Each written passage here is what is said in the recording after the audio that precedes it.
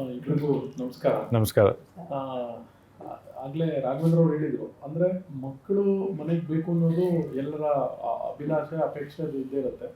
ಆದರೆ ಇವತ್ತಿನ ದಿನಗಳಲ್ಲಿ ಏನಾಗಿದೆ ಅಂದರೆ ಲೈಫ್ ಸ್ಟೈಲ್ ಕಾರಣನೋ ಅಥವಾ ಅವರ ಮನೋಭಾವನೆ ಹಂಗಾಗ್ತಿದೆಯೋ, ತಡವಾಗಿ ಮದುವೆ ಆಗುವಂಥದ್ದು ಮೇಜರ್ ಹುಡುಗಿಯರ್ನಲ್ಲಿ ಜಾಸ್ತಿ ಆಗ್ತಾ ಇದೆ. ಒಂದು 30-35 ವರ್ಷ ಆದರೂ ಕೂಡ ಮದುವೆ ತಡ ಮಾಡ್ಕೊಳ್ತಿದ್ದಾರೆ. ಆ ಕಾರಣಕ್ಕೆ IVF ಅನಿವಾರ್ಯ ಅನ್ನೋ ಥರದ ಒಂದು ಪರಿಸ್ಥಿತಿ ಕ್ರಿಯೇಟ್ ಆಗ್ತಾ ಇದೆ. ಇದಕ್ಕೆ ಏನು ಬಜೆಟ್ನ ಕಾರಣ ಏನು, ಮತ್ತು IVF ಒಂದೇ ಪರಿಹಾರನ ಅನ್ನೋ ಥರದ್ದು ಪ್ರಶ್ನೆಗಳು ಎಲ್ಲರಲ್ಲೂ ಸಾಮಾನ್ಯವಾಗಿದೆ. ಸೊ ಅದಕ್ಕೆ ತಾವುಗಳು ಈ ಕ್ಷೇತ್ರದಲ್ಲಿ ಮಹತ್ ಸಾಧನೆ ಮಾಡಿರೋದ್ರಿಂದ ತಾವೇ ಅದಕ್ಕೆ ಉತ್ತರವನ್ನು ಕೊಡೋದ್ರ ಮೂಲಕ ಆರಂಭ ಮಾಡಬೇಕು ಅಂತ ಕೇಳ್ತಾರೆ.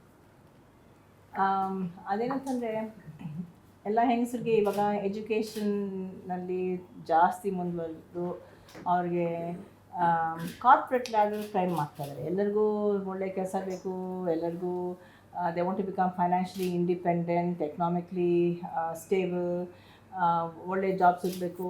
ಆ್ಯಂಡ್ ಅವರು ಆ ಥರ ಮತ್ತೆ ಕ್ಲೈಂಬಿಂಗ್ ದ ಕಾರ್ಪೊರೇಟ್ ಲ್ಯಾಡರ್, ಅವ್ರಿಗೆ ಮಗು ಬೇಕು ಅಂತಲೂ ಬರಲ್ಲ, ಸೆಟ್ಲ್ ಆಗಬೇಕು ಅಂತಲೂ ಬರಲ್ಲ. ನಾನು ಎಷ್ಟೊಂದು ಚಿಕ್ಕ ಚಿಕ್ಕ ಹೆಂಗಸನ್ನ ನೋಡಿದ್ದೀನಿ. ಎಲ್ಲ ಜರ್ಮನಿನಲ್ಲಿ ಕೆಲಸ ಮಾಡೋರು, ಅಮೇರಿಕಾದಲ್ಲಿ ಕೆಲಸ ಮಾಡೋರು ಇಲ್ಲಿ ಬಂದು ನನಗೆ ಎಗ್ಸ್ ಫ್ರೀಸ್ ಮಾಡಿ ಅಂತ ಅಂತಾರೆ. ದಿರ್ ಆಲ್ 32, 33 ಆ್ಯಂಡ್ ಯಾಕಮ್ಮ ನಿಮ್ಗೆ ಯಾಕೆ ಮದುವೆ ಆಗಿಲ್ಲ ಅಂತಲೇ ನನಗೆ ಕರೆಕ್ಟ್ ಹುಡುಗನೇ ನಂಗೆ ಸಿಕ್ಕಿಲ್ಲ ಅಂತ ಅಂತಾರೆ. So they have very very specific, as education becomes more and more, they have very specific requirements.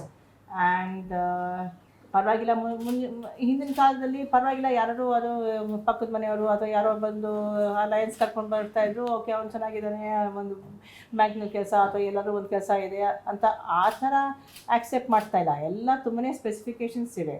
So that is one reason as to why marriage is getting postponed and economic independence.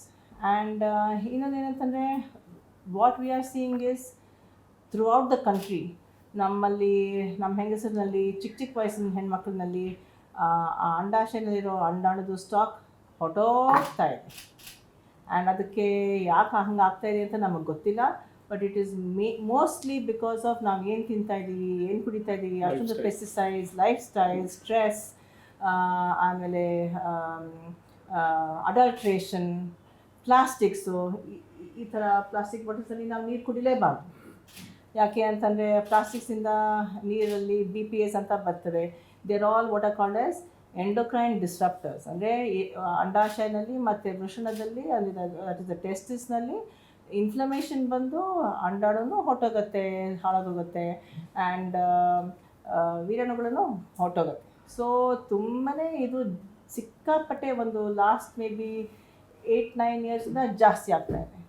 All Young girls, 32 years, just ಒಂದು ವರ್ಷ ಮದುವೆ ಆಗಿ, 28 years ಬಂದು ನನಗೆ ಯಾಕೆ pregnancy ಆಗ್ತಾಯಿಲ್ಲ, 1 ವರ್ಷ ಆಗಿದೆ, ನಾವೆಲ್ಲ ಚೆನ್ನಾಗೇ ಇದ್ದೀವಿ ಅಂತಂದಾಗ ನಾವು ಟೆಸ್ಟ್ ಮಾಡಿದ್ರೆ complete stock of eggs are over.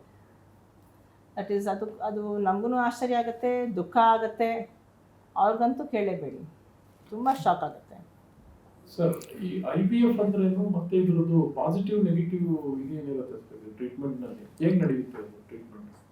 ಈಗ IVF ಅಂದರೆ ಇವಾಗ ನಾರ್ಮಲ್ ಆಗಿ ಏನಾಗುತ್ತೆ, ವೀರ್ಯಾಣುಗಳು ಮತ್ತು ಅಂಡಾಣು ಹೆಂಗಸರ ಟ್ಯೂಬ್ನಲ್ಲಿ, ಫ್ಯಾಲೋಪಿಯನ್ ಟ್ಯೂಬ್ ಅಂತ ಇರುತ್ತೆ, ಅಲ್ಲಿ ಮಿಕ್ಸ್ ಆಗಿಬಿಟ್ಟು ಫರ್ಟಿಲೈಸೇಷನ್ ಆಗಿ ಭ್ರೂಣ ಅಂತ ಆಗುತ್ತೆ ಟ್ಯೂಬ್ನಲ್ಲಿ, ಫ್ಯಾಲೋಪಿಯನ್ ಟ್ಯೂಬಲ್ಲಿ. ಅಲ್ಲಿಂದ ಅದು ಟ್ರಾನ್ಸ್ಪೋರ್ಟ್ ಆಗಿ ಗರ್ಭಕೋಶದೊಳಗೆ ಹೋಗಿ ಅಲ್ಲಿ ಕೂತ್ಕೊಂಡು, ಅಲ್ಲಿ ಎಂಡೋಮೆಟ್ರಿಯಮ್ ಅಂತ ಇದೆ, ಅದಕ್ಕೆ ಹೋಗಿ ಇಂಪ್ಲಾಂಟೇಷನ್ ಅಂತ ಹೇಳ್ತೀವಿ, ಇಂಪ್ಲಾಂಟ್ ಆಗುತ್ತೆ, ಅಲ್ಲಿ ಮಗು ಬೆಳೆಯೋದು.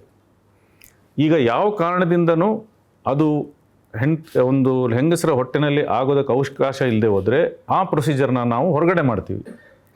ಸ್ಪರ್ಮು ಎಗ್ ಮಿಕ್ಸ್ ಮಾಡ್ತೀವಿ, ಅಥವಾ ಸ್ಪರ್ಮ್ನ ತಗೊಂಡು ಎಗ್ ಒಳಗಡೆ ಚುಚ್ಚಿಬಿಟ್ಟು ಹಾಕ್ತೀವಿ.